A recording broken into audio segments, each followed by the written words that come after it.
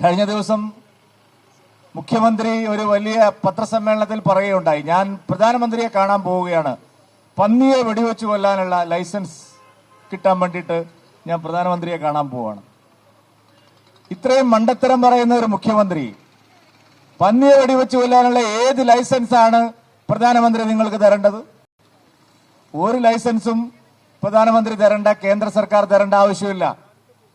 അപകടകാരികളായ പന്നികളെയും വന്യമൃഗങ്ങളെയും വെടിവെച്ചു കൊല്ലാനുള്ള സമ്പൂർണമായിട്ടുള്ള അധികാരം ഇവിടുത്തെ ഫോറസ്റ്റ് ഓഫീസർമാർക്കുണ്ട്.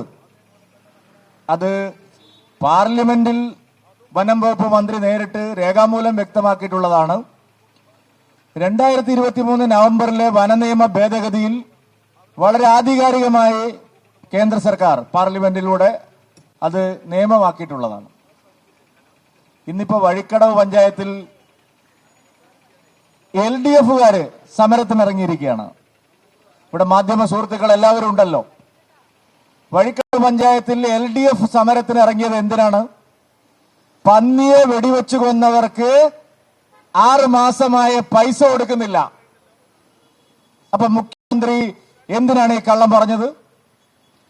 പന്നിയെ വെടിവെച്ചു കൊല്ലാനുള്ള ലൈസൻസ് കിട്ടാൻ ഞാൻ പ്രധാനമന്ത്രിയെ കാണാൻ പോകുമെന്ന് പറഞ്ഞ മുഖ്യമന്ത്രിയുടെ വാദം പച്ചക്കള്ളമല്ലേ? രാഷ്ട്രീയ പ്രേരിതമായ നിലപാടല്ലേ? പന്നിയെ വെടിവെച്ചു കൊല്ലാനുള്ള അധികാരം ഇവിടുത്തെ സർക്കാരിനുണ്ട്, ഇവിടുത്തെ വനം വകുപ്പിനുണ്ട്. ആ പന്നിയെ വെടിവെച്ചിട്ടതിന്റെ കാശ് വഴിക്കടവ് പഞ്ചായത്തുകാർ മുടക്കി എന്ന് പറഞ്ഞുകൊണ്ട് LDF അവരുടെ സമരത്തിലാണ്. അപ്പോ ഇടത് വലത് മുന്നണികളുടെ പ്രചാരണം പൊള്ളയാണെന്ന് തെളിഞ്ഞില്ലേ?